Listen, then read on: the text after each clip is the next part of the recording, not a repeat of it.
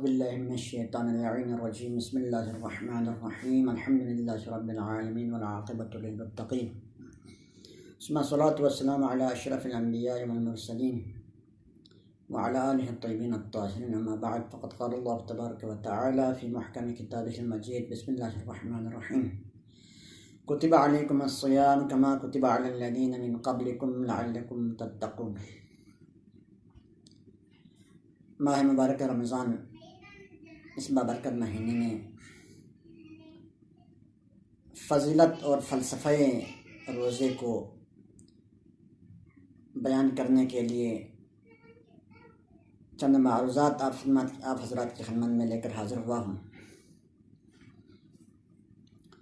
خداوند تعالیٰ نے ارشاد فرمایا، اے ایمان والو، تمہارے اوپر روزے کو فرض کر دی ہیں جس طرح تم سے پہلے والوں پر فرض تھا، تاکہ تم متقی اور پرہیزگار بن سکیں۔ اس آیہ مجیدہ کے اندر اگر ہم غور کریں تو یہ بات معلوم ہو جاتی ہے کہ خداوند عالم نے امت محمدی کے اوپر روزے کو واجب کرنے کا جو فلسفہ اور حکمت بیان کی ہے وہ تقوی اور پرہیزگاری ہے۔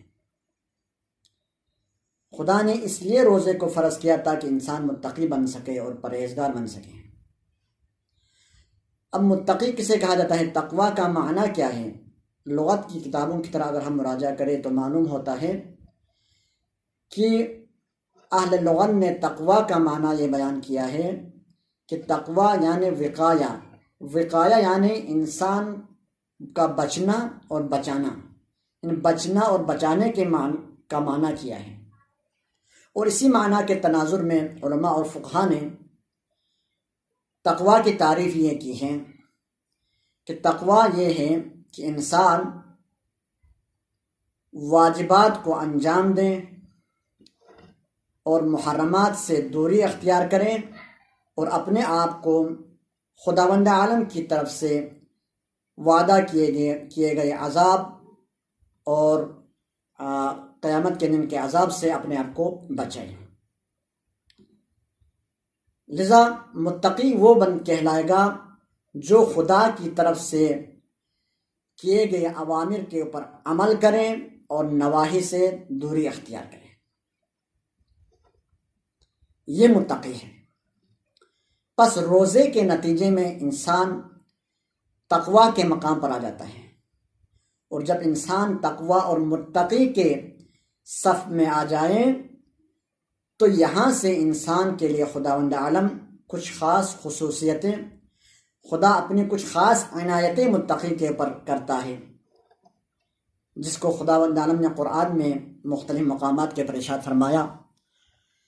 فرمایا وَمَن يَتَّقِ اللَّهَ يَجْعَل لَّهُ مَخْرَجًا وَيَرْزُقْهُ مِنْ حَيْثُ لَا يَحْتَسِبُ۔ فرمایا جو بندہ تقوی اختیار کرے خدا اس کو مشکلات اور سختیوں سے نکلنے کا راستہ بتاتا ہے اور ایسی جگہ سے اس کو رزق دیتا ہے جہاں سے رزق کے حصول کا اس کو گمان تک نہیں ہوتا۔ یہ ایک خصوصیت، یہ ایک عنایت خدا اس کے پر کرتا ہے۔ جب وہ تقوی اختیار کرتا ہے تو تقوی اختیار کرنے کے نتیجے میں خدا اس کے اوپر ایک احسان کرتا ہے اور اس کو مشکلات سے نکلنے کا سلیقہ اور طریقہ سکھاتا ہے، اور خدا اس کے رزق کا ضمانت دیتا ہے اور اس کو ایسی جگہ سے اس کو رزق عطا کرتا ہے جہاں سے رزق کے حصول کا اسے گمان تک نہیں ہوتا۔ دوسری خصوصیت جو خداوند عالم یا دوسری جو عنایت جو خداوند عالم متقی کے پر کرتا ہے وہ یہ ہے کہ آپ نے خداوند عالم نے ارشاد فرمایا ان تتقوا اللہ یجعل لکم فرقانا۔ ارشاد فرمائے کہ اگر تم تقوی اختیار کرو گے تو خدا تمہیں فرقان عطا کرے گا۔ فرقان کا معنی علماء نے یہ کی ہے، فرقان یہ ہے کہ انسان حق اور باطل کے درمیان تمیز کی جو صلاحیت ہے اس کو فرقان کہا ہے۔ یعنی اگر انسان تقوی اختیار کرے تو خداوند عالم اس متقی کو حق اور باطل کے درمیان تمیز کی صلاحیت اور قوت عطا کرتا ہے۔ اور اسی آیہ مجیدہ میں خدا عالم نے فرمایا وَيُكَفِّرْ عَنْكُمْ سَيِّئَاتِكُمْ، تمہارے گناہوں کا کفارہ بھی خدا ادا کرے گا، وَيَغْفِرْ لَكُمْ ذُنُوبَكُمْ، اور تمہارے گناہوں کو بخش دے گا۔ پس انسان اگر تقوی کے مقام پر آ جائے، متقی کے صف میں اگر انسان شامل ہو جائے، تو خداوند عالم کی طرف سے 3 بڑی خصوصیت اس کو حاصل ہو جاتی ہے۔ ایک یہ ہے کہ خداوند عالم اس کو مشکلات سے نکلنے کا راستہ اور طریقہ سکھاتا ہے۔ دوسرا یہ ہے کہ خداوند عالم اس کے رزق کا ضامن ہے، اس کو ایسی جگہ سے خدا اس کو رزق دیتا ہے جہاں سے رزق کے حصول کا اس کو گمان نہیں ہوتا۔ اور تیسری بات یہ ہے کہ خداوند عالم اس کو حق اور باطل کے درمیان تمیز کی صلاحیت اور قوت عطا کرتا ہے۔ جب ایک انسان کے لیے یہ خصوصیات اور یہ صلاحیتیں جب کسی انسان کو حاصل ہو جائے، تو اس انسان کو کوئی چیز، دنیا کی کوئی طاقت، کوئی چیز اس کو گمراہ نہیں کر سکتا۔ کیوں؟ اس لیے کہ گمراہی کے جو اسباب ہیں اس کو اگر ہم دیکھیں تو 3 بڑی چیزیں، 3 بڑے سبب ہیں گمراہی کے۔ پہلا سبب یہ ہے کہ انسان حصول رزق میں انسان کبھی گمراہی کا شکار ہو جاتا ہے۔ جب انسان حصول رزق کے لیے جب جائز طریقوں سے جب رزق کا حصول جب ممکن نہ ہو، تو انسان ناجائز طریقوں سے حصول رزق کے لیے کوشش کرتا ہے۔ پیٹ پالنے کے لیے انسان ناجائز طریقوں سے رزق حاصل کرنا شروع کر دیتا ہے، جس کی وجہ سے انسان کا ایمان ضائع ہو جاتا ہے، انسان ضلالت اور گمراہی کا شکار ہو جاتا ہے۔ جو بندہ متقوی اختیار کرتا ہے، خدا اس کو رزق دیتا ہے، پس متقی کے لیے گمراہی کا یہ راستہ بند ہو جاتا ہے۔ اور دوسری سبب انسان کے گمراہی کا مشکلات اور سختیاں ہیں۔ جب انسان مشکلات اور سختی میں گر جاتا ہے اور ان مشکلات سے نکلنے کا جب اس کو راستہ نہیں ملتا، تو وہ اپنے پروردگار کے اوپر بدظن ہو جاتا ہے، اپنے پروردگار سے بدظن ہو جاتا ہے اور بدگمان ہو جاتا ہے، جس کے نتیجے میں انسان اپنے ایمان سے ہاتھ دھو بیٹھتا ہے، گمراہ ہو جاتا ہے۔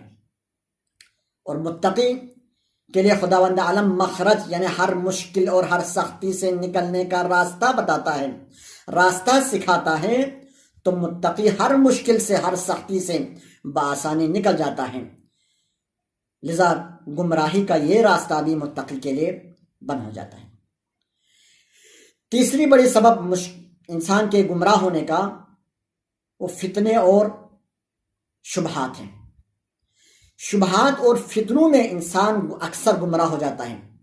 کمزور ایمان والے، بلکہ بسا اوقات قوی ایمان والے بھی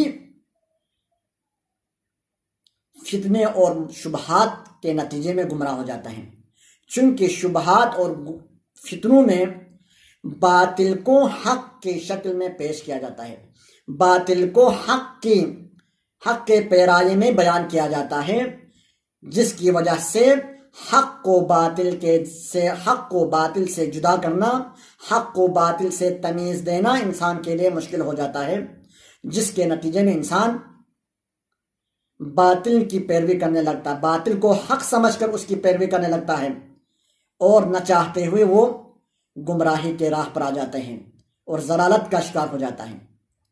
لیکن جو بندہ تقوی الہی اختیار کرے، خداوند عالم اس کو فرقان عطا کرتا ہے، یعنی حق اور باطل کے درمیان تمیز کی صلاحیت اور قوت خدا اس کو عطا کرتا ہے، جس کے نتیجے میں ہر قسم کے فتنے اور ہر قسم کے شبہات میں انسان حق کو پہچانتا ہے، حق کو باطل سے تمیز دیتا ہے اور حق کی پیروی کرتا ہے، اور باطل سے دوری اختیار کرتا ہے، جس کے نتیجے میں انسان کامیاب ہوتا ہے۔ پس فتنے اور شبہات میں بھی متقی گمراہ